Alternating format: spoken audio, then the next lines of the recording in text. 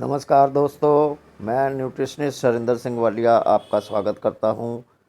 आज हम बात करेंगे कि अपना हार्ट हेल्दी कैसे रखें। तो चलिए मिलते हैं डॉक्टर स्वाति से और जानते हैं कि अपना दिल तंदुरुस्त कैसे रखें। है ब्लॉकेजेस कि हमारे जो आर्टरीज या वेन्स हैं उनमें ब्लॉकेजेस हो गई हैं, प्लाग जैसा कुछ जम गया है। तो प्लाग जैसा कुछ जम गया है, ये कैसे चेक करें कि हमारे वेसल में प्लाग जमा है कि नहीं जमा है, हमें कैसे पता चलेगा? तो और क्या हमारा ये स्ट्रेस की वजह से हार्ट खराब था या प्लाग की वजह से हार्ट खराब था, ये कैसे डिसाइड करेंगे?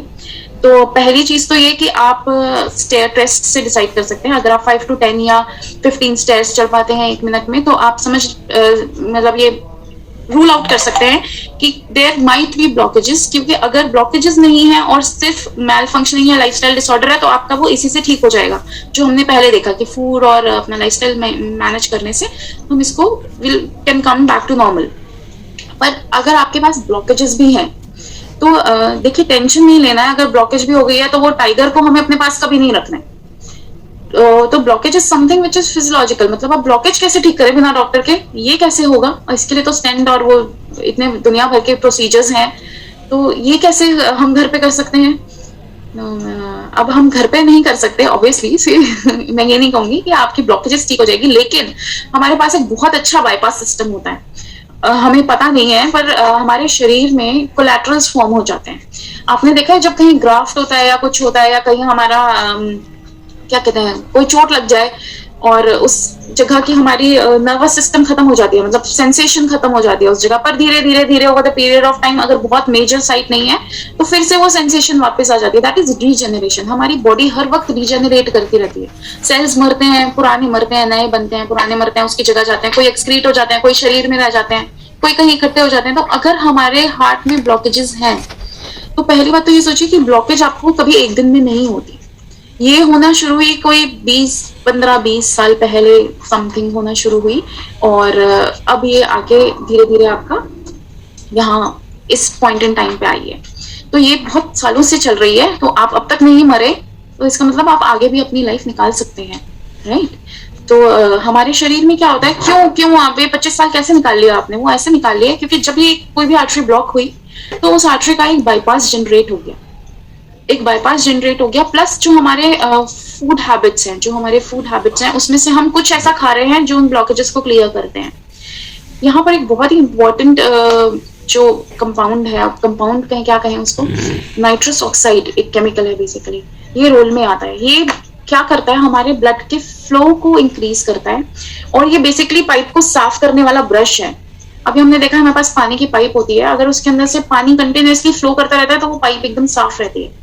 पर अगर उसमें पानी रुक जाता है, तो हम देखते हैं कि धीरे धीरे उस पे ग्रीन वो एल्गे जमने लगता है। तो वो बेसिकली हमारी वो है, वेसल है जो खून लेकर जा रही है, और जब उसमें खून धीरे धीरे धीरे चलता है तो उसके अंदर प्लाक्स डिपॉजिट होने शुरू हो जाते हैं। यही अगर वो अपनी नॉर्मल स्पीड से चल रहा है, normal speed is like BP, अगर नॉर्मल बीपी में है, और सबका नॉर्मल अलग है, डोंट वरी। अगर आपका 120/80 नहीं है तो ये नहीं कि आप हेल्दी नहीं हो, आप हेल्दी हो, और आपका वेसल में आपका ब्लड अच्छे से फ्लो कर रहा है, कोई टेंशन नहीं है।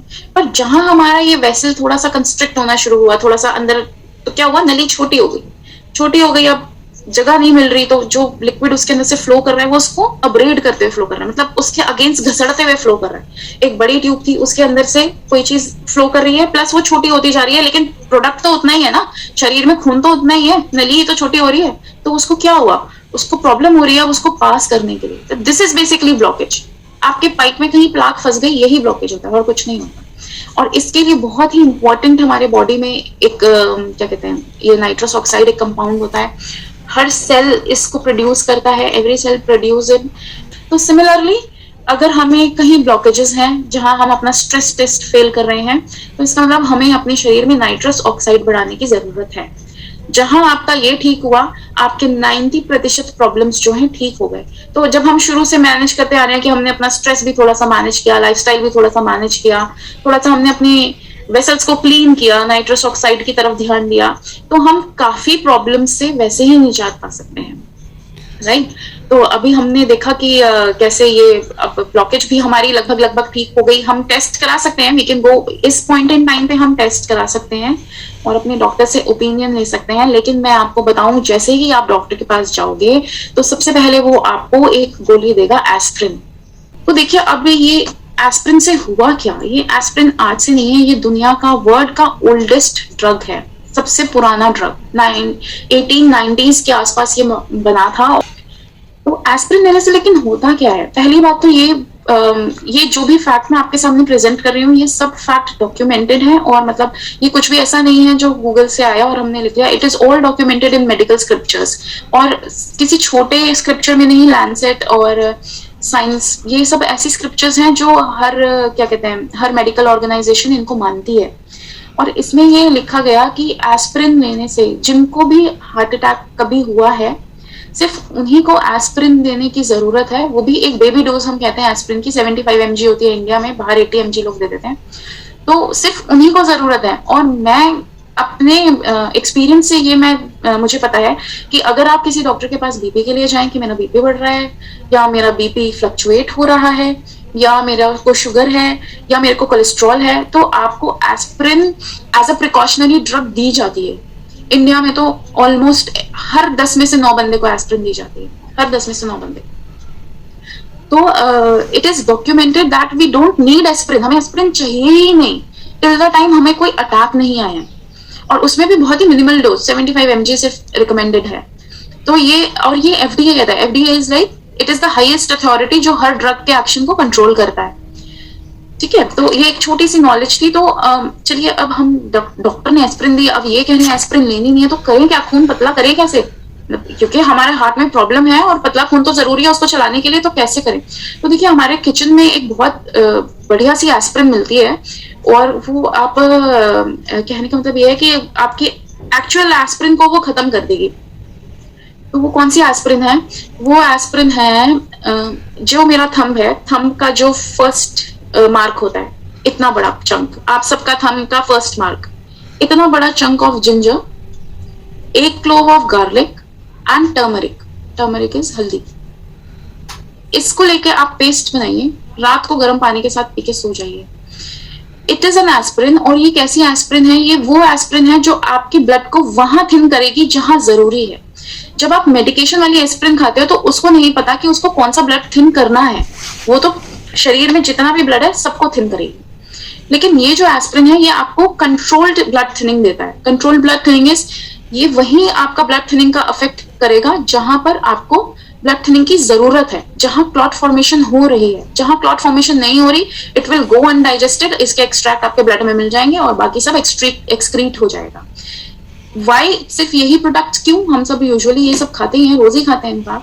तो यही प्रोडक्ट इसलिए क्योंकि इनके अंदर जो एक्टिव इंग्रेडिएंट्स होता है, इनकी ये एक्टिविटी को हमने डॉक्यूमेंट किया है। All these have been documented, इनके ऊपर रिसर्च की गई, इनके इंग्रेडिएंट्स के ऊपर रिसर्च की गई, ब्लड के ऊपर इनकी थिनिंग एक्शन देखी गई, और उसके बाद ये रिजल्ट निकाला गया। मतलब इट इज नॉट समथिंग कि घरेलू नुस्खे नहीं है ये, it is something which is documented. Also जिन लोगों को गार्लिक खाने में प्रॉब्लम होती है, they can have clove, clove के अंदर यूजिनॉल होता है। तो अगर आप गार्लिक नहीं खाते, कुछ लोग होते हैं जो गार्लिक नहीं खाते, दे कैन हैव क्लोव, और इसको आप रोज रात को खाइए। कम से कम ये नहीं कि आज खाया 2 दिन छोड़ दिया, नहीं, क्योंकि देखिए इन चीजों को अफेक्ट करने में टाइम लगता है। साथ में अपनी एस्पिरिन की गोली लीजिए, एस्पिरिन की गोली लेते रहिए, इनको भी खाते रहिए, धीरे धीरे आपको खुद ही पता चल जाएगा that you need not to do that. और जब आप अपना रेगुलर चेकअप या टेस्ट कराएंगे तो आपको पता चल जाएगा कि एस्पिरिन की अब आपको जरूरत नहीं है। इसके अलावा एक और चीज जो हमारे साथ होती है ना, वो होती है अरिदमियाज। लोग कहते हैं सांस उखड़ रहा है, मेरे को सांस उखड़ता है और मैं नहीं बैठ पाता, ऐसा लगता है डिफरेंट। जब हमारी ब्रीदिंग होती है ना, हम पहचान जाते हैं कि ये नॉर्मल ब्रीदिंग नहीं है, 2 आ रही है, तीसरी नहीं आ रही, चौथी आ रही है, फिर 5वीं नहीं आ रही, कुछ डिस्टर्ब्ड है, कुछ डिस्कम्फर्ट है, डिजीज है, मजा नहीं आ रहा। तो उन लोगों के लिए स्पेशली, खैर खा तो सभी सकते हैं इसे, पर जो लोग स्पेशली हार्ट के ब्लॉकेजेस को, या जिनको बहुत ही ज्यादा टेंशन हो रही है कि भाई नहीं, हार्ट को ठीक ही रखना है, तो आप 4 टमाटोज रॉ, कुछ नहीं करना, उनको कुक नहीं करना, हमें खाली रॉ टमाटो सोने से पहले खाने। And 4 tomatoes are quite a good quantity, बहुत अच्छी क्वांटिटी होती है 4 टमाटर। तो ये रात को खाकर अगर आप सो गए तो आप देखोगे with in a period of a year आपका अरिदमियाज और ब्रेथलेसनेस भी ठीक हो जाएगा, बहुत सारे हार्ट डिजीजेस को आप क्योर कर लोगे। तो ये सारी बातें हैं, ये छोटे छोटे टिप्स हैं, आप अपने घर में ही कर सकते हो। मैं पर्सनली और मैं पर्सनली क्या, डॉक्टर BM हेगड़े हैं, ही इज पद्मश्री अवॉर्डी, उनका भी यही कहना है कि if your heart is having any blockage, try not to go for any bypass और स्टेंट। अगर आप कोई भी मेडिकल रिसर्च आज तक भी ये नहीं बता पाई है कि बाईपास और स्टेंट जिन्होंने डलवाया उनकी लाइफ जिन्होंने नहीं डलवाया और उनको हार्ट प्रॉब्लम थी उससे अच्छी हो गई या उससे ज्यादा हो गई, ऐसी कोई भी रिसर्च या कुछ भी मेडिकली डॉक्यूमेंटेड नहीं है कि ऐसे ही हो गया कि बेसिकली जो हम कहते हैं कि आपको स्टेंट की जरूरत है या ये बाईपासेस की जरूरत है, तो इसमें हम अपनी आर्टरीज को बस छेड़ रहे हैं, उनको अंदर से इंजर कर देते हैं और एक बड़ा साइट बन जाता है जहां पर आपका ब्लॉकेज अगर नहीं होना था तो आगे जाके within down the line 5-6 years में हो जाएगा। तो try to avoid all these procedures. See it is very difficult, बहुत मुश्किल होता है जब हमारे पास कोई मेडिकल इमरजेंसी आती है या कोई मेडिकल सिचुएशन आता है। डॉक्टर्स यूजुअली हम वही करते हैं एज अ लेमैन जो हमें हमारा डॉक्टर प्रिस्क्राइब करता है, और उससे भी बड़ी बात कि वो मेडिकेशंस का आपका एक्सपायरी और वो सब आपको चेक करना बहुत जरूरी होता है। कि सपोज मैंने आज सोचा कि नहीं किसी को कार्डियक अरेस्ट आया तो मैं ये इमरजेंसी किट रख लेती हूँ, पर पता चला मुझे यूज आया 4 years या 5 years बाद और मेरी मेडिकेशन एक्सपायर हो गई, तो इन चीजों का ध्यान रखना बहुत जरूरी होता है। बट स्टिल अगर आज मेरे सामने किसी को ऐसी कोई मेडिकल इमरजेंसी हो जाए तो मैं क्या करूंगी, बीइंग अ लेडी या कोई भी फॉर दैट मैटर घर में है, तो वो क्या कर सकता है उसकी लाइफ सेव करने के लिए। जी सी ऐसे केसेस में जब हम एम्बुलेंस को कॉल करते हैं, टिल द टाइम वो एम्बुलेंस आता है, जो वो बीच का पीरियड होता है is a very crucial period, और उसी पीरियड में हम, मुझे नहीं लगता कि इंडिया में क्या वर्ल्ड में कहीं पर भी ऐसी सर्विसेज है कि आपने कोई कॉल किया विद इन 5 minutes आपके पास कोई पहुंच गया। दैट इज क्वाइट इम्प्रैक्टिकल सी चीजें हैं ये। आप भले ही कितना हॉस्पिटल के पास रहते हो, भले ही आप कितना ही कोई फ्लोर पे रहता है, कोई मेल है, खाली फीमेल्स हैं घर पे, नीचे उतारना करना ये बहुत मुश्किल काम है। ऐसे केस में आप क्या कर सकते हो, अगर पेशेंट कॉन्शियस है, पहले तो हार्ट अटैक के हम थोड़े से सिम्टम्स देख लेते हैं कि हम जज कैसे करेंगे कि इसको इमरजेंसी रिक्वायरमेंट है। तो अगर कोई कहे कि मुझे ऐसा लग रहा है कि कोई मेरा हार्ट निचोड़ रहा है, बिल्कुल जैसे कपड़े निचोड़ते हैं ना हम, अगर कोई ऐसी कंप्लेन करता है, उसको बहुत ज्यादा पसीने आ रहे हैं, बहुत सिवियर पेन है, तो he might be in a situation कि वो कोई ऐसी मेडिकल इमरजेंसी में जा रहा है। अगर आपको कभी भी ऐसा लगे कि, या आपको डाउट भी हो फॉर दैट मैटर, तो सबके घर में जिंजर होता है, उस अगर पेशेंट कॉन्शियस है और कंप्लेन कर रहा है तो आप उसको जिंजर चबाने के लिए देंगे, और उसको तब तक चबाने के लिए देंगे जब तक वो आंखों से रो ना पड़े, मतलब जब तक कि उसके टीयर्स ना बहने लगे। जब हमारी आंखों से टीयर्स बहने लगे, समझिए कि बॉडी में नाइट्रस ऑक्साइड प्रोड्यूस होना शुरू हो गई है, और it can save your life और at least give you a period, एक ऐसा आपको पीरियड दे देगी जहां पर आप उस बंदे को सेव करने के लिए उसके सिम्टम्स को थोड़ा सा या उसकी प्रॉब्लम को थोड़ा सा सबसाइड कर सकते हैं। अगर यही चीज आपको किसी अनकॉन्शियस पेशेंट में लगती है, पेशेंट इन द सेंस कि कोई भी आप देख रहे हो और आपको लग रहा है कि ये अटैक की वजह से या इसको कोई हार्ट इशू हो रहा है और ये अनकॉन्शियस उस वजह से हो रहा है, तो वी हैव ग्रीन चिलीज। वैसे रेड चिली पाउडर, हम लोग बोलते हैं कि red chilli powder is very effective, पर अगर रेड चिली पाउडर नहीं है, रेड चिलीज नहीं है, तो green chilli, crush those chillies and put it beneath the tongue, उनके टंग के नीचे उन चिलीज को रख दीजिए। चिलीज के अंदर साइन होता है, वो हमारे ब्लड को एकदम से बहुत तेजी से फास्ट करता है, और जहां पे भी ब्लॉक हो रहा होगा या कहीं क्लॉटिंग हो रही होगी तो वो उसको क्लीन कर देगा। This is an established medical fact, ये कोई घरेलू नुस्खा नहीं है, ये एक एस्टैब्लिश्ड मेडिकल फैक्ट है। और माइंड यू कि कभी कभी आपकी पिटाई भी हो सकती है, क्योंकि पता चला कि किसी को हो रहा है एसिडिटी का पेन और आपने खिला दी उसे खूब सारी मिर्चियां, तो बाद में आपकी पिटाई भी हो सकती है, इसकी जिम्मेदार हम नहीं है।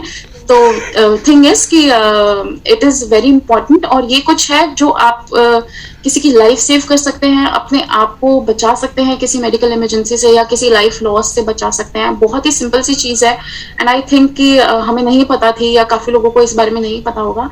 तो आपने डॉक्टर स्वाति को सुना। उम्मीद है कि ये जानकारी आपको बहुत पसंद आई होगी, और ऐसी ही जानकारियाँ लेके हम बहुत जल्द हाजिर होंगे। तब तक हमें दे इजाज़त, और आप हमारे इस चैनल को सब्सक्राइब, लाइक, शेयर और ज़रूर करें। शुक्रिया।